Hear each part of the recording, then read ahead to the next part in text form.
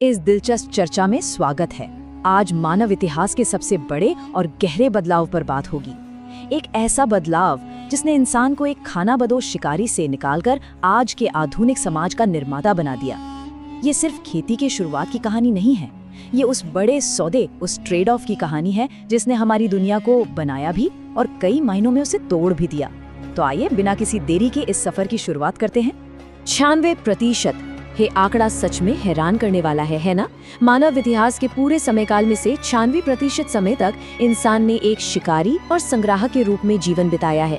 ये एक ऐसी जीवन शैली थी जिसे आज शायद कोई पहचान भी न सके।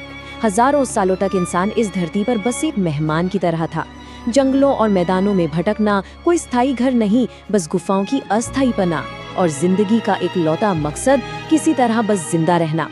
पूरा पाषाण काल का वो जीवन पूरी तरह से प्रकृति पर निर्भर था। लोग 20 से 30 के छोटे कबीलों में रहते थे।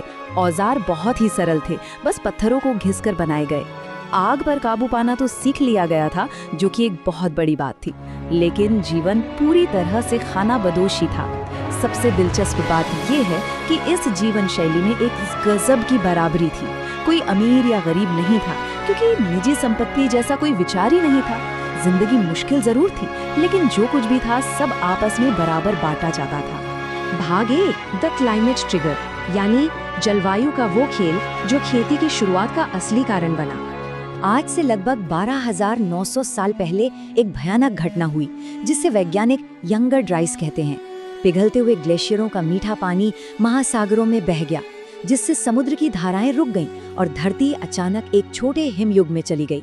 भयंकर ठंड और सूखे के कारण जंगल सिकुड़ने लगे और मैमथ जैसे विशाल जानवर विलुप्त होने लगे, जिनका शिकार किया जाता था। ये एक बड़ी मजबूरी का समय था। जब पारंपरिक भोजन खत्म हो रहा था, तो हताशा के बीच कुछ नया खोजना ही था। जब 10,300 साल पहले मौसम फिर से गर्म होने लगा, तब तक एक बहुत बड़े बदलाव की नींव रखी जा चुकी थी। भाग 2, द फर्स्ट फार्मर्स, दुनिया के वो पहले अन्नदाता जिन्होंने इतिहास को हमेशा के लिए बदल दिया। भोजन के उस भयानक संकट के दौरान ही शायद इतिहास का सबसे बड़ा यूरेका मोमेंट आया। मध्य पूर्व के फर्टाइल क्रेसेंट इलाके में शायद किसी ने गलती से गिरे हुए बीजों को बारिश के बाद अंकुरित होते देखा। गेहूं, जौ, मटर, मसूर और चना, ये वो पहली फसलें थीं जिन्हें जानबूझकर उगाना शुरू किया गया। और यहाँ जो सबसे शानदार बात है वो ये है कि शुरुआती किसानों ने अनजाने में ही जेनेटिक इंजीनियरिंग शुरू कर दी थी। वो हमेशा उन पौधों के बीजों को अगले साल के लिए सहेजते थे जिनकी बालियां मजबूत होती थी और दाने बड़े होते थे। बस इसी तरह धीरे धीरे जंगली घासें आज की घरेलू फसलों में बदल गईं। और ये क्रांति सिर्फ एक जगह तक सीमित नहीं रही। 10,000 ईसा पूर्व में फर्टाइल क्रीसेंट से शुरू होकर ये तकनीक तेजी से फैली। भारतीय उपमहाद्वीप में इसके सबसे पुराने और मजबूत सबूत आज के पाकिस्तान के बलूचिस्तान में स्थित मेहरगढ़ से मिलते हैं। वहाँ लगभग 7,000 ईसा पूर्व में गेहूं, जौ और यहाँ तक कि कपास की खेती के सबूत मिले हैं। इसके बाद 4,500 ईसा पूर्व के आसपास उत्तर प्रदेश की बेलन घाटी में चावल की खेती के अवशेष देखने को मिलते हैं। कृषि अब एक वैश्विक रूप ले रही थी। भाग 3, आधुनिक समाज का जन्म, कैसे एक नई शुरुआत ने सब कुछ बदल कर रख दिया। शिकारियों का जीवन पूरी तरह से खानाबदोश था, जहां साझा संसाधन थे और समाज में एक बराबरी थी। लेकिन कृषक समाज के आते ही सब बदल गया।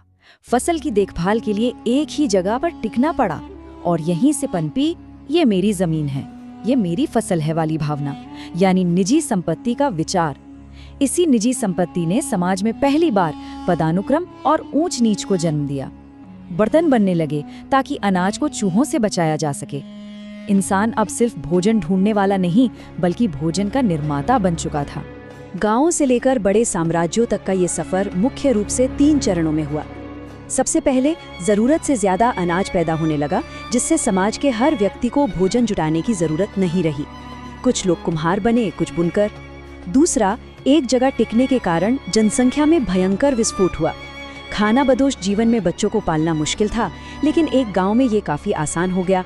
और तीसरा चरण था इन बड़े होते गांवों का जटिल शहरों और अंततः साम्राज्यों में बदलना। असल में खेती सिर्फ एक तकनीक नहीं थी, ये एक पूरा आर्थिक इंजन थी। भाग 4, प्रगति की कीमत, वो भारी नुकसान और चुनौतियां जो इस विकास के साथ मुफ्त में आईं। अभी तक जो सुना वो प्रगति की एक शानदार कहानी लगती है ना?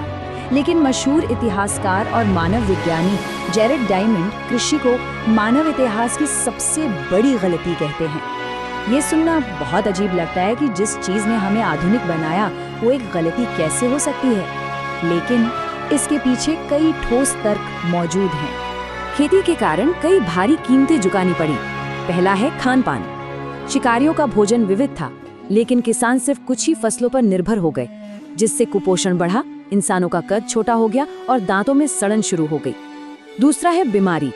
घनी आबादी और पालतू जानवरों के करीब रहने से चेचक और खसरा जैसी नई बीमारियां जानवरों से इंसानों में फैलने लगीं। तीसरा है अकाल का डर। अगर एक फसल बर्बाद हुई तो पूरा का पूरा गांव भुखमरी का शिकार हो जाता था। और सबसे अंत में श्रम। एक शिकारी हफ्ते में मुश्किल से 15 से 20 घंटे काम करता था, जबकि एक किसान को सुबह से शाम तक कमर तोड़ मेहनत करनी पड़ती थी। शारीरिक नुकसान तो थे ही, लेकिन सामाजिक नुकसान और भी विनाशकारी निकले।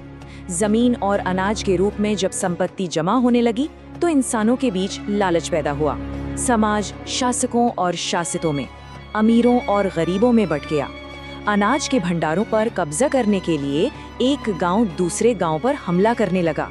असल में व्यवस्थित युद्ध, निरंतर संघर्ष और गुलामी जैसी संस्थाएं इसी कृषक समाज की ही देन है।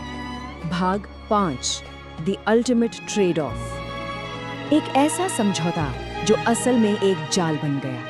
तो एक बड़ा सवाल ये उठता है कि अगर खेती के इतने सारे नुकसान थे तो इंसान वापस शिकारी जीवन में क्यों नहीं लौट गया? इसका सीधा सा जवाब था जनसंख्या।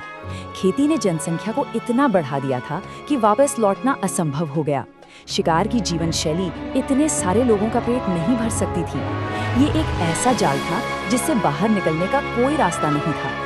लेकिन इस सौदे का एक बहुत ही महत्वपूर्ण और सकारात्मक पहलू भी था। खेती ने जीवन को कठिन और असमान जरूर बनाया, लेकिन इसने स्थायित्व दिया। और इस स्थायित्व ने इंसान को सबसे कीमती चीज दी, समय। खाली समय मिलने के कारण ही इंसान ने सोचने का, आविष्कार करने का, कला बनाने का और ब्रह्मांड के रहस्यों को समझने का काम शुरू किया। लिपियों का जन्म, विज्ञान का विकास और आज की वो आधुनिक दुनिया जिसमें स्मार्टफोन और अंतरिक्ष यान शामिल हैं, सब उसी खाली समय का नतीजा है। तो अंत में सोचने वाली बात ये है, क्या उस पहले बोए गए बीज से मिलने वाली खाद्य सुरक्षा उस भारी कीमत के बराबर थी जो असमानता, युद्ध और बीमारियों के रूप में चुकाई गई? हमारे किसी गुमनाम पूर्वज द्वारा उठाए गए उस एक छोटे से कदम ने दुनिया को हमेशा के लिए बदल कर रख दिया। इंसान को प्रकृति के नियंत्रण से निकालकर सभ्यता का निर्माता बना दिया। अगली बार जब भी भोजन की थाली सामने हो तो उस पहले बीज के इस लंबे और जटिल सफर को याद रखना यकीनन बहुत दिलचस्प होगा।